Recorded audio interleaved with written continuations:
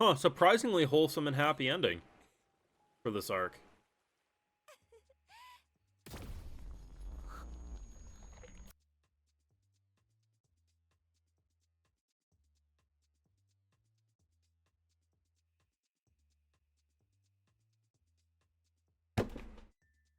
Yo, what the fuck?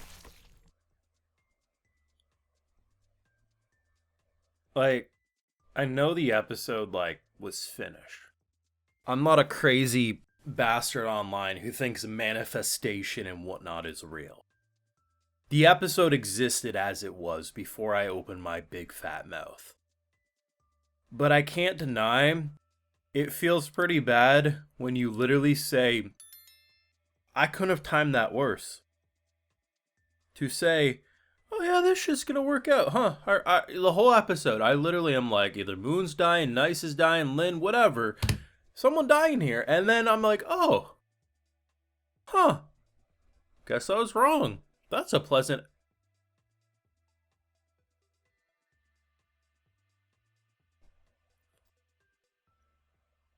It's great. This might legitimately be one of the best concepts for a superhero world I've ever seen.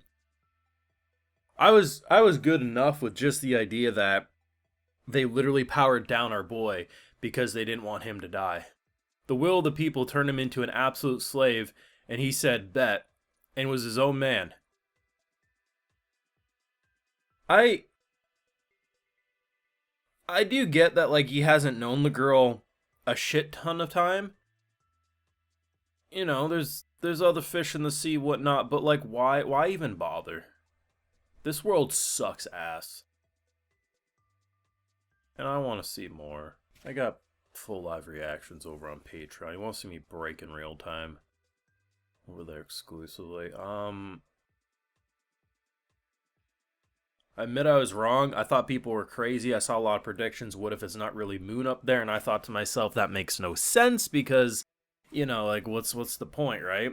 And I guess I was under the assumption if it wasn't Moon up there, it was going to be another person to look like Moon. No, it was a hologram the whole time. So it's like, I'm caught up in the idea that, man, my boy's out here doing the most romantic shit ever. And she probably has no idea. And she's just collecting coconuts and trying to send SOS messages. After this episode, I am going to assume the worst at every possible moment.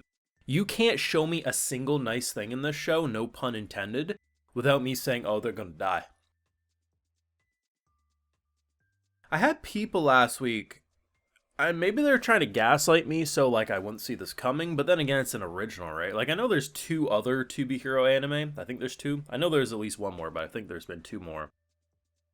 Maybe they never really killed characters and stuff. I don't know. But I thought to myself, how could you look at me and say there's no chance of death in this show?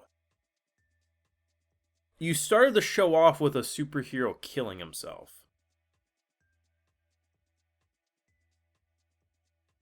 Bitch, please? You're dealing with a world that's so toxic that the general public doesn't even realize it. You are literally a slave to the general populace's ambitions and desires.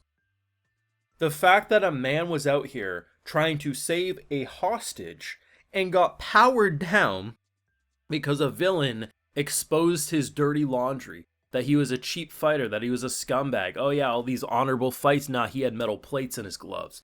Just the fact that that could then power him down, but worst of all, someone wanting to go save his loved one is literally feeling like he has cement poured over him and it's rapidly hardening. And he couldn't do shit. And the fact that he fought it so hard, he just reverted back to his own identity. And the fact that he had that he's him energy. He was raw dog in that fight. He said, I don't have it. You know what? It's fine. The fact that, too, I thought they were just going to go the route, which was so badass. When he headbutts him, it kind of screws up with his technology and he can just beat the living shit out of this guy. I didn't even need him to get powers at that moment. I was like, this is great. But when they did allow him to power up and realize, well, this is the guy who cried over Moon, I guess he really had been, nice for so long, but let's just, the commoner as they end up making him. It's beautiful directing. It's emotional. The music, everything about it is peak superhero storytelling. And then when I see, oh, she's not there, I'm like, it's tragic, but, hopefully she's enjoying life. And I'm like, man, she got a bum ass life out there. If she really was just one with nature and enjoying it, sure. But if you're trying to send SOS messages, doesn't seem like you're happy. And just, even in hindsight, I don't see this coming.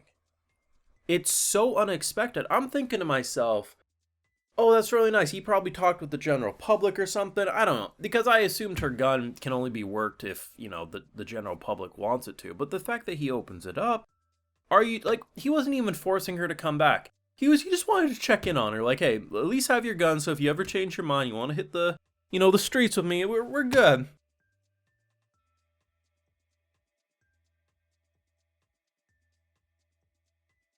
Like, I'm not one who's like, you need death in order to be engaging. I'm not. A majority of what I cover on this channel doesn't have death. But in a world that has given me Boys meets My Hero Academia meets what the Black Mirror am I dealing with here? I mean, yeah, death is kind of makes sense. I'm going to assume this is the best To Be Hero project that's existed, which is really weird because the show, not this one, right? It's like an anthology series where each time it's like new characters and whatnot and different ideas of storytelling. But I would really love to know, why is this To Be Hero like popping off across the globe and none of the others ever have? Like, eventually I'm going to go check those ones out too, but it's just wild to see the phenomenon that like this has become when like barely anyone talked about any of the previous ones. I have no idea. But the production, everything. Like, walking in, I knew this was going to be the end of his story, and we're gonna focus on a new character next week, probably go down the top 10, right? But like, I just want to see 12 episodes of this guy's revenge arc.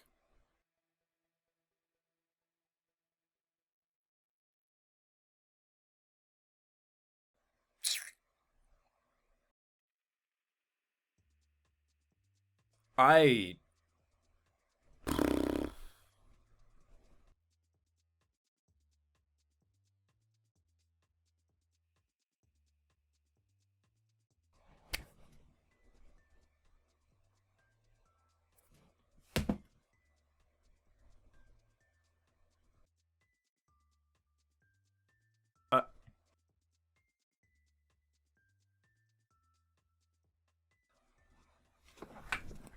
I I can't do this.